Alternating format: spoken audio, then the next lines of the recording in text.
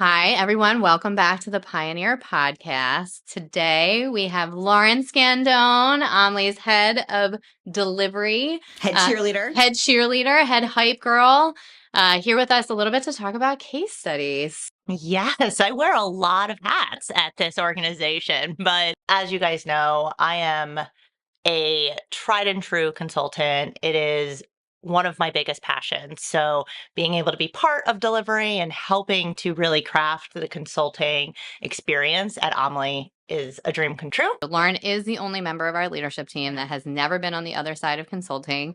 She's our true consultant, pure consultant, and she brings that depth of knowledge to the team beyond just her regular day job as a leadership team member and delivery excellence person. I'm really from the time we have a team member who lands on a project straight through until we wrap up that project and say our goodbyes. My goal is to make sure that literally every single client has the exact same wonderful experience that brings joy, but also a very meaningful output to them. So, in regards to that, one of the things that we have done is we celebrate that output by building our case studies. And those case studies really help us in a lot of ways, right? From a marketing point of view as well on our websites, it also helps us to share and spotlight the work that our team does. But I think the other thing that I really love about the case studies is that we've built such a model where we're able to spotlight our clients because really they're the true heroes in all of this. We're just the sidekicks that help them along the way. So it was recently that we rolled out the first batch of case studies. Yes. So do you want to take us through sort of like the process and why we feature different projects? How do you select who you're going to engage within the team? What bubbles it up to the top to be important enough to be a case study? At Omlie, we just do great work all around. We have fun clients, we have amazing projects. So it's hard to just say the client work. But really, what I look for is something that is repeatable across all of our client landscape. So it's something that any client could go onto our website, take a look and say, hey, wait, that's actually a business problem that I have. And there's nothing off the table in this. We actually recently just are about to spotlight one that's an internal problem that we have, that we believe other companies would have. So it's really, is this a problem that other people would have? Is number one. Number two, this is really where it comes into Lauren being part of it. Is it something I think is cool? Because I'm crafting the case study to really look through and say, like, this is something I really want the team member to be spotlighted on. And then the third piece really and truly is trying to get that breadth of experience that we have at Omlie. Because I think sometimes with the type of work that we do, our clients get really comfortable with, like, well, Lauren's the girl I'm going to go to if I want a bossy person who can help me like navigate my problem. She'll be my thought partner. But they might not know that Omlie has a breadth of experience in commercial operations. We've got great strategy experience. So it's really also what are the ways that we can show our breadth of experience in a really exciting way? And then the last piece is nobody wants to read a 7-page document. So, how do we do it in a way that's digestible for everybody? We talk about being pioneers. People choose pioneers when they're join. And our definition of a pioneer is someone who builds or creates something new and creates a path for others to follow. And that's essentially what you just described. The case studies are summaries of what we've done for clients to build or create something new. And we share them because it's about creating the path for others to follow. Yeah, absolutely. And also giving them the opportunities to imagine what other paths they could choose. Maybe the path that we outlined in that specific case study isn't their path, but it sparks for them an idea of, well, how might we think of another way? They also reveal how multiple problems can be solved with one solution. Having people talk about, yeah, this was the problem in front of us, and actually what we found out was there was 3 or 4 other areas of impact that a solution could bring to the other areas of impact. And I think that that's something that clients probably don't think of as well. For example, oh, our meetings don't run that smoothly, but who loves meetings? It's like, well, we can actually introduce you to a new way to run meetings that creates a more standard approach across your full team, but gives you actionable ways to walk away from a meeting and take like that action to solve your challenges or realize some of your opportunities. And I don't think most clients would think about meeting health and meeting maintenance being a core foundational issue that they might be having, and the broad impact that it has when you don't have effective meetings. Absolutely. If you're a leader, you're inherently going to have a business problem you're trying to solve. And everybody's been up there where like you're climbing through the chain, you're trying to get people to understand the why we're doing it. So it also helps them see in some ways. One of our case studies was talking not only about solving that business problem, but also helping and partnering with the client to equip them with communication so that they can explain cross-functionally why this is important, get buy-in from their leadership team, get buy-in from everybody else, which I think sometimes I have seen across the way. Like some consulting companies will just give you their solution. It's really for us at Omlie, it's not just the solution, but it's also helping to work with the clients to make sure that that solution is lovingly catered so that you can actually deliver that and we can walk away and know that you are going to be so successful.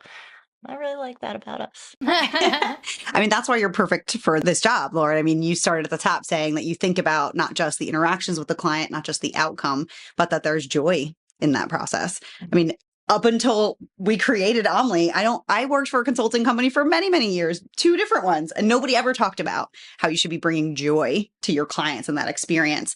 But like, why not? Like, what is the point? What is the point if we're not having fun? And especially people that you're hiring to help you had better be making your life easier and a little bit happier. Right. Yeah. People like to work with people they like. Yeah. And I'll add one more to that.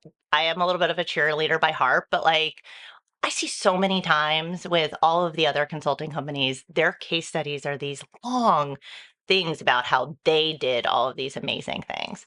And realistically speaking, they just helped. They supported. The thing that I love when we co-created this is not about Omlie. We're just another platform to cheerlead and show the amazing work that they've done. But we really give the client the ability to own their work. This isn't something that Omlie did for them. It's something that we built together.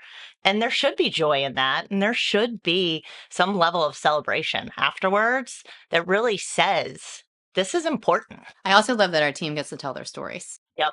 Just like I don't want us to take credit for our clients' work, I also don't want me as head of delivery or any of us on the leadership team to be taking the credit from the people who really did it, who have amazing voices, and quite frankly, can explain it a lot better than I could in summary. And I mean, the leadership team knows, because I talk about this far too often, that, I have done a lot of research, a lot of studying. I ask a lot of peers and mentors, like, how do you continue to engage and motivate your best leaders?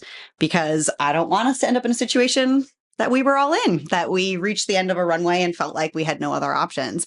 And one of the consistent things that shows up is acknowledgement. Not just acknowledgement from your peers within your company, but acknowledgement externally from peers. And so that's a big part of, as you were thinking about the case studies, Lauren, I love that you made sure we were addressing that by elevating the team so that they could be recognized, that it was about who they were, the work they did, regardless of whether they're a current employee or an alumni, but that they're celebrated and recognized. Yeah, exactly. And I'll tell you, one of my favorite parts of the case study that was an unexpected favorite part is I tend to try to throw surprise questions at everybody to just make sure that they stay on their toes. But one of the questions I like to bring in, much to what we just talked about a little bit ago, is what was something you were proud of, or what was something that brought you immense joy? And I never realized how excited I would be by the answers that we get, because it's almost like I get to be like, we also did a great job hiring people. We have the best people, because their joy is not a self kind of imposed type of joy. It's like, I was so proud and excited that I was able to bring this client and their entire team a newfound joy in what they do. Like, I'm proud when I was able to see this client report to their leader and was able to just nail and get their budget. Like, oh, that gives me so much joy to just watch our team celebrate the way that we really hoped that we would build a team of consultants who were just really focused on joy, but also making sure to help bring others along on their journey. Even from our recruiting perspective, if there's a team member who's really interested in knowing what we do, and we see this a lot with some of the large firm consultants who might be looking for a different way, but don't really know what a small firm might be doing for them and what it looks like. It's a great opportunity to take a look and see, number one, who are the people that you'd be working with? Because this is really, it's not just words on a paper. You are listening to a human being tell you about the project. What is the project that we like to do? Please circle back to the fact that I like to say it's a repeatable type of problem that I think a lot of people might have. Lauren, have you gotten any feed forward from clients about any of our case studies online? Have they seen it? Have they reached out? Yes, so we've gotten all sorts of feedback. I think it's everything from, oh, I didn't know that you did it that way, or I never knew you did something like that. Can we talk about it? We had a little bit of like, is that me? That's cool. Like, go us. And then I also have had a few clients who are like, when are you going to do my work? Which is always fun of, when are you going to do my work? Or, hey, can I come on and do this too? So, which the answer is yes. We're always happy to have our clients come on and do a case study or even a podcast. I think that's a testament to the joy you bring. The fact that people are like, wait, I want to be featured. I want to be the hero of the story and actually be the person. And like, yeah, great. That's the vibe that we have. And we can always bank on people's competitive spirit. Like, why are these other projects being featured and ours isn't? I want to be on there, right? Yeah, so we get that a lot, and it's true. It's really exciting because I'm also excited to see how these case studies might grow. I actually have been working with one of my clients on maybe bringing him on and having almost an interactive case study of what's it like partnering with Omlie. I think the other piece that I love, Lauren, is you looked at how other people do it, which is similar to how we look at all of our policies, processes, all those components. How is it done? What's dumb about that? Like making it long, boring, and written. And how do we make it interesting, engaging, and create the right hero of that story, and that being the client? And the fact that they're even videos, like I've so rarely come across that. The fact that they're condensed and short and little bits that you can easily digest, like that to me has such a modern vibe. And you're right. And you get the energy of who we are. Yeah. We talk about our interview process should feel like what it's like to work here. I think the case studies convey that as well, both what clients feel like as well as what it feels like to be on our team and celebrate it. We also talk about pride in our storytelling. And now we've taken that to the case studies. Yeah. We're telling you a story. Telling you a story. We're having the authentic person telling the story, which is really great. One of the purposes of the podcast, the Pioneer Podcast, is to elevate the voices of other pioneers, but also to demystify what consulting is.